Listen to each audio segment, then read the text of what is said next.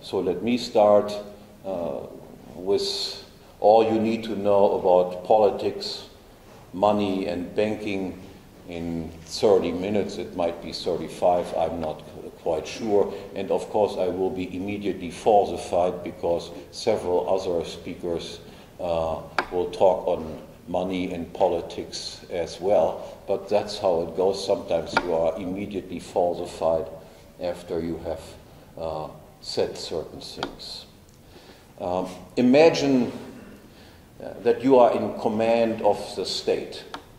The state being defined as an institution that possesses a territorial monopoly of ultimate decision-making in every case of conflict, including conflicts involving the state and its agents itself. And by implication, as a second defining characteristic, the state has the privilege to tax, that is, to unilaterally determine the price that you, as the subjects, must pay to the state to perform this task of ultimate decision-making. Now let's leave aside the question of how such a wondrous institution could ever have come into existence.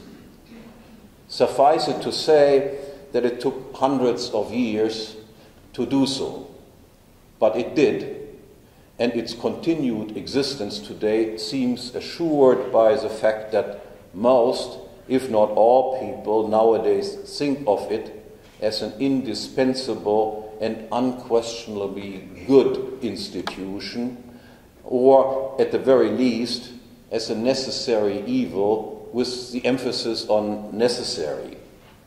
And assume further that you are not an angel or a saint, but a regular person with normal human motives and desires. In particular, assume that you are a person that prefers more wealth to less, and that rather grows richer than poorer. Now, to act under these constraints, or rather under this lack of constraints, is what constitutes politics and political action. And it should be clear from the outset that politics then, by its very nature, always means mischief. Not from your point of view, of course, but mischief from the point of view of those subject to your rule as ultimate judge in every case of conflict.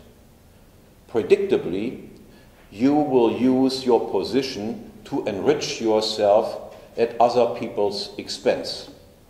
Rather than preventing and resolving conflict, you will cause or provoke conflict and then solve it by deciding it consistently in your own favor.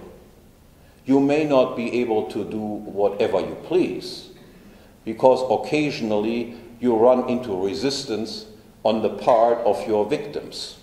But as long as the necessity of state rule is held to be in no doubt whatsoever in public opinion, you will be a permanent mischief maker, always trying to further enrich yourself at the expense of others. More specifically, based on these very sparse assumptions, we can now predict in particular what your attitude and policy vis-à-vis money and banking will be. Assume that you rule over a territory that has developed beyond the stage of a primitive barter economy and where a common medium of exchange, that is, a money, is in use. First off, it is easy to see why you would be particularly interested in money and monetary affairs. As a state ruler, you can in principle confiscate whatever you want and thus provide yourself with an unearned income.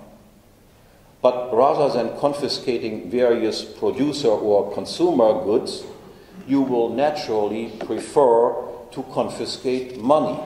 because money, as the most easily and widely saleable and acceptable good of all goods, allows you the greatest freedom to spend your income as you happen to like it, on the greatest variety of goods.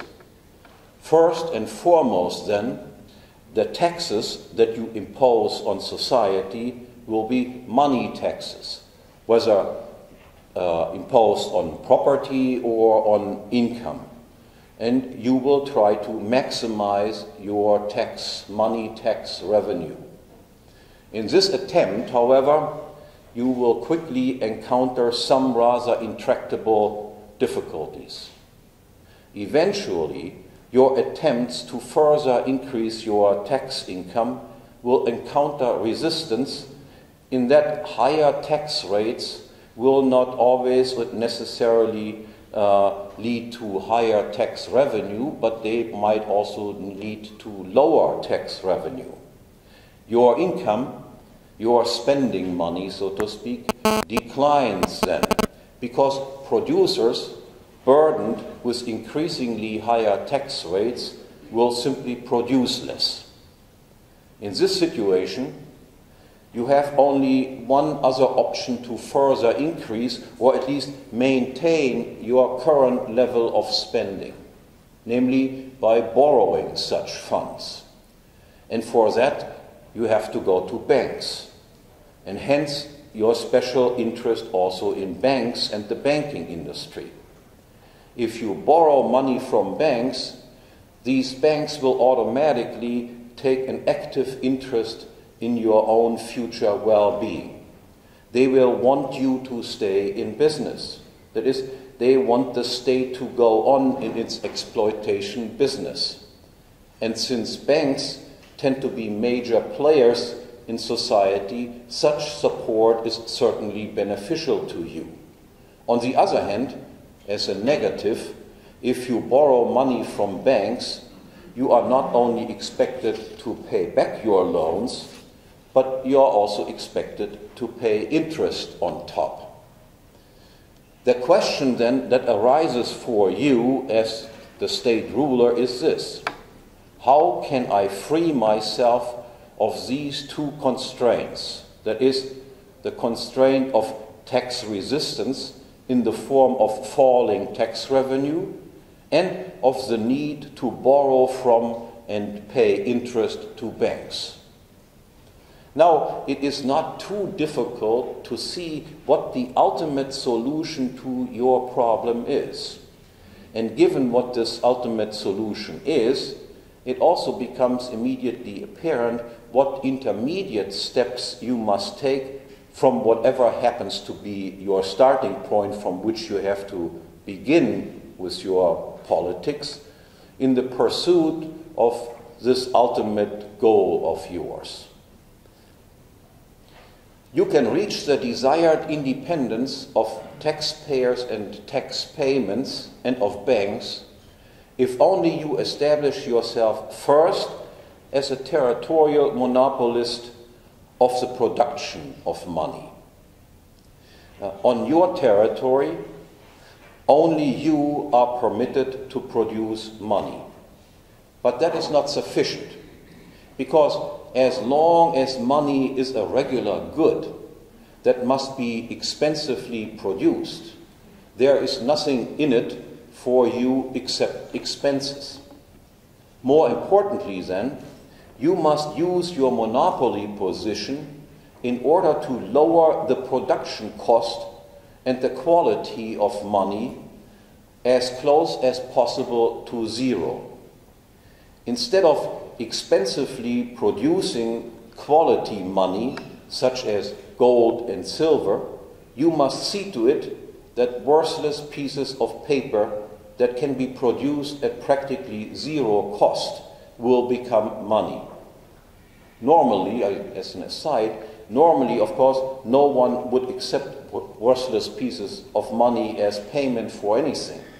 Pieces of paper are originally only acceptable as payment only insofar as they are titles to something else. That is, insofar they are property titles. In other words, then, what you must do is you must replace pieces of paper that were titles to money with pieces of paper that are titles to nothing.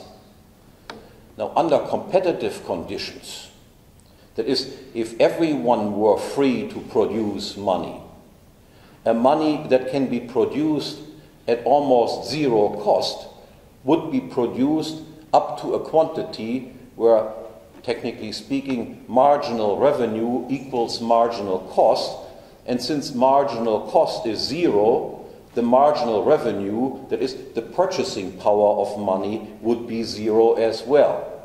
Hence, the necessity to monopolize the production of paper money so as to restrict its supply and preventing it to falling to the status of worthless pieces of paper, in order to avoid hyperinflationary conditions and the disappearance of money from the market altogether and a flight into real values.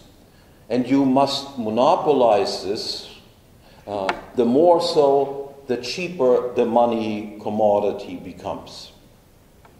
In a way, you have thus accomplished what all alchemists and their sponsors wanted to achieve. You have produced something valuable, namely money with purchasing power, out of something that is practically worthless, that is, out of pieces of paper.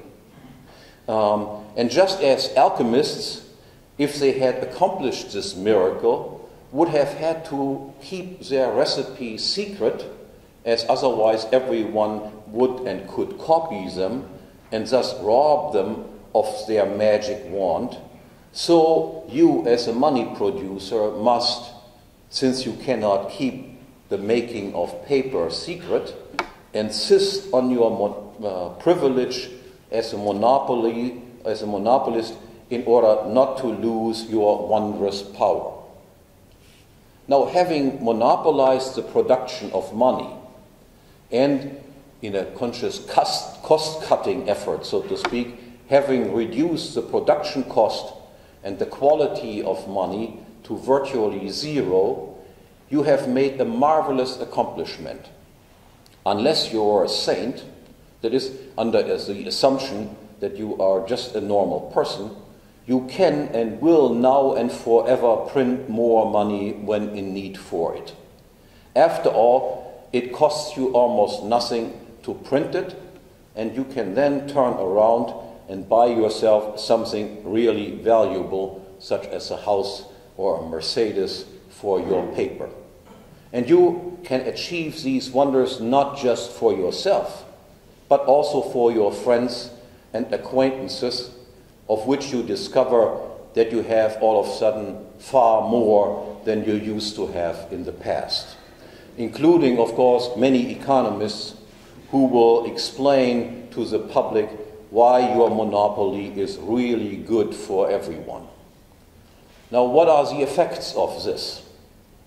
First and foremost, more paper money does not in the slightest affect the quantity of all other goods, of all non-monetary goods. Neither the quantity nor the quality is changed. There exist just as many other goods around as before. This immediately refutes, of course, the notion, which is apparently held by most, if not all, mainstream economists, that more money can somehow increase social wealth.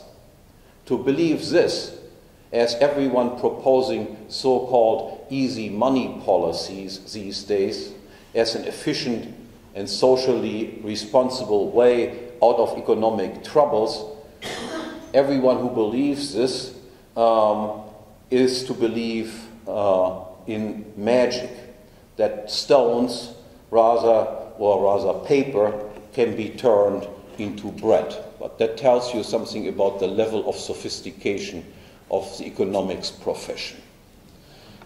Rather, what the additional money you printed will affect is twofold. On the one hand, money prices will be higher than they would otherwise be. and the purchasing power per unit money will be lower than it otherwise would be. In a word, the result will be what we call inflation. But more importantly, all the while the greater amount of money does not increase or decrease the total amount of presently existing social wealth, or the total quantity of all goods in society, it redistributes the existing wealth in favor of you and your friends and your acquaintances. That is, those who get your money first. You and your friends are relatively enriched. You own a larger part of the total social wealth at the expense of impoverishing others. Those own less now as a result of your policy.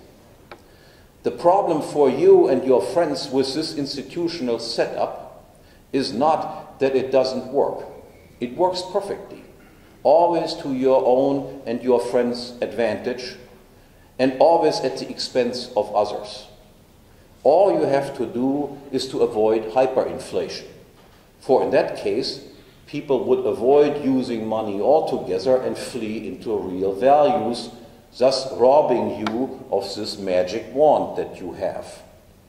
The problem with your paper money monopoly, if there is one at all, is only that this fact will be immediately noticed also by others and recognized for what it is, namely a big criminal rip-off that it is.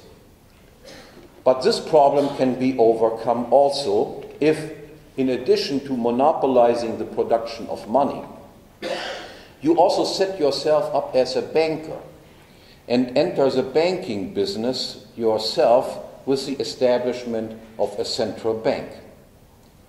Because you can create paper money out of thin air, you can also create credit out of thin air. In fact, because you can create credit out of nothing, that is, without any savings on your part, you can offer credit even at an interest rate as low as 0 or even a negative rate. With this ability of creating credit out of nothing and offering extremely low interest rates, with this ability, not only is your former dependency on banks and the banking industry eliminated, moreover, you can make banks now dependent on you, and you can forge a permanent alliance and complicity between banks and state. You don't even have to become involved in the business of investing the credit yourself. That task and the risk involved in it, you can safely leave to commercial banks. What you and your central bank need to do is only this. You create credit out of thin air and then loan this money at below market interest rates to commercial banks. Instead of you paying interest to banks, banks now pay interest to you. And the banks in turn loan out your newly created easy credit to their business friends at somewhat higher but still sub-market interest rates to earn from the interest differential. In addition, to make the banks especially keen on working and cooperating with you, you may permit the banks to create a certain amount of their own new credit, of checkbook money, in addition and on top of the credit that you have created. This is what we call fractional reserve banking. Now, what are the consequences of this monetary policy? To a large extent, they are the same as with an easy money policy, the print and spend policy that I described earlier.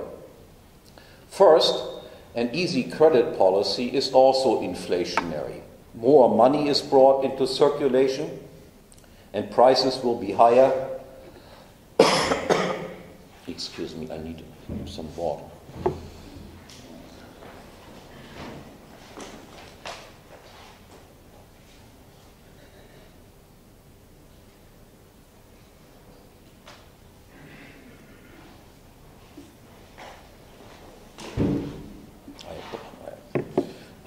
apologize. So the consequences are largely the same. More money is brought into circulation and prices will be higher and the purchasing power of money lower than would have been the case otherwise. Second, the credit expansion too has no effect on the quantity or quality of all goods that otherwise exist in society. It neither increases nor decreases their amount. More money is just that is, more paper. It does not and cannot increase social wealth by one iota. Third, easy credit also engenders a systematic redistribution of social wealth in favor of you, the central bank, and the commercial banks within your banking cartel. You receive an interest return on money that you have created out of thin air at practically zero cost, instead of on money costly saved out of an existing income, and so do the banks, who earn additional interest on your costless money loans. Both you and your banker friends thereby appropriate an unearned income.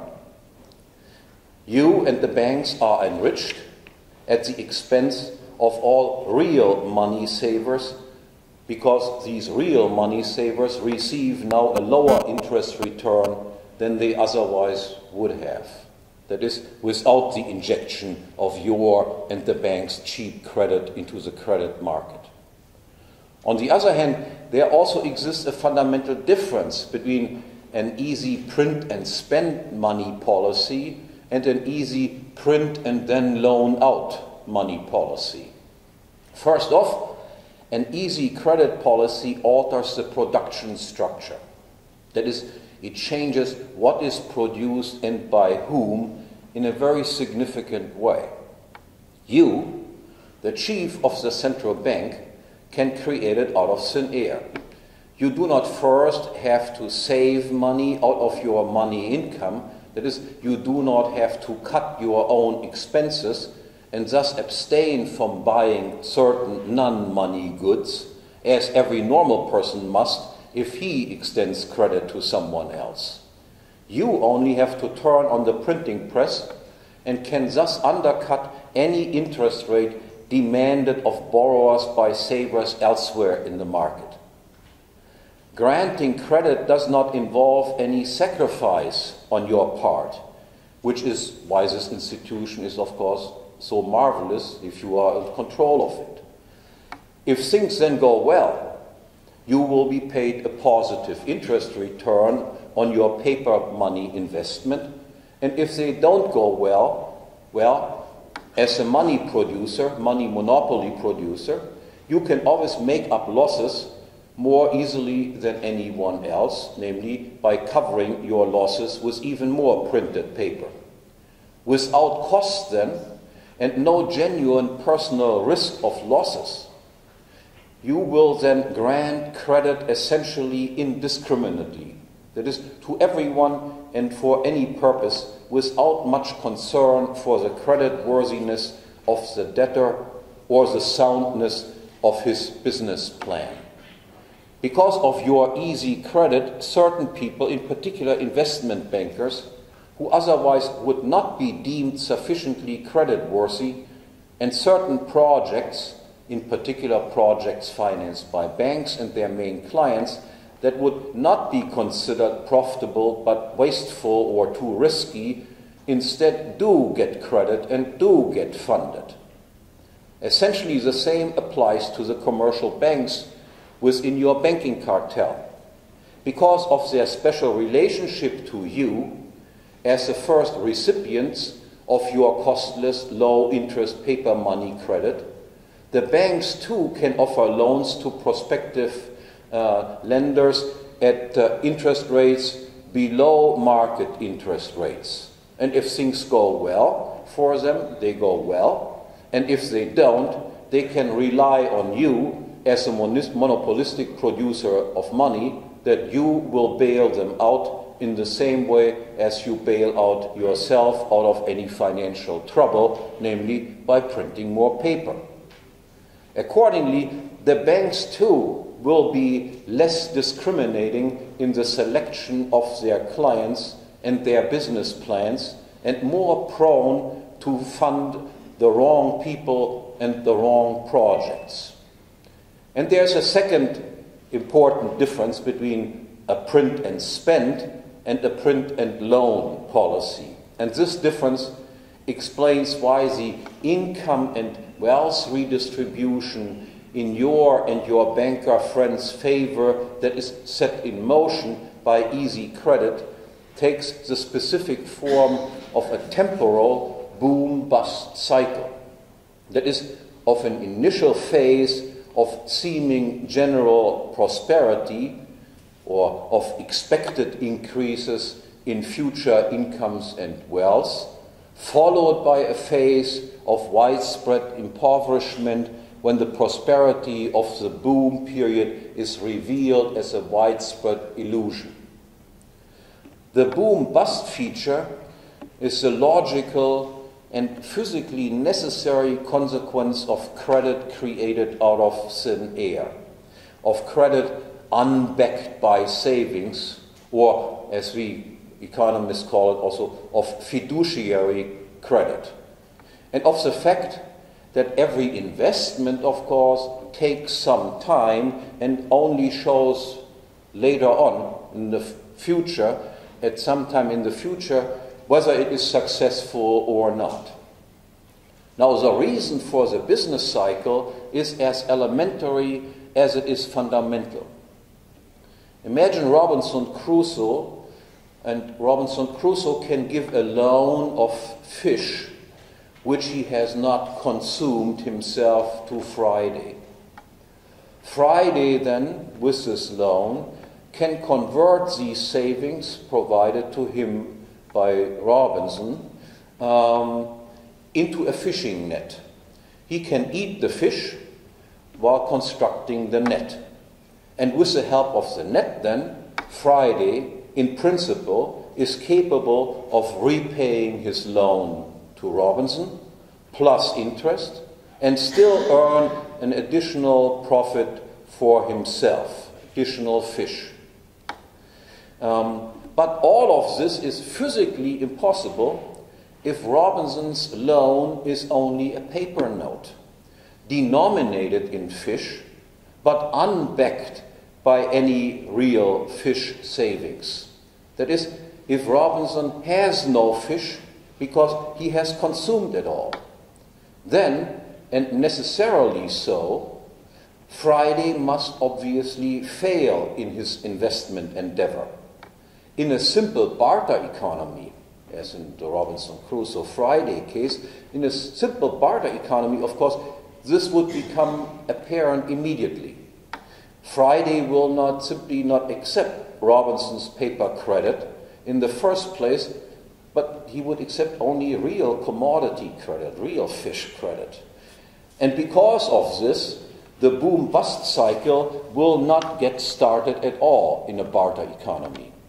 But in a complex monetary economy, the fact that credit was created out of thin air is not noticeable. Every credit note looks like any other. And because of this, the notes are accepted by the takers of credit. Now, this does not change the fundamental fact of reality that nothing can be produced out of nothing, and that investment projects undertaken without any real funding whatsoever, but that is by savings, must fail. But it explains why a boom, that is an increased level of investment accompanied by the expectation of higher future income and wealth, can get started.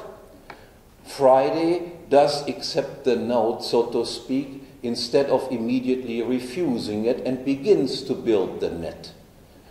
And it explains then why it then takes a while until the physical reality reasserts itself and reveals such expectations as illusory because of a lack of true funding in order to complete all investment projects that had begun.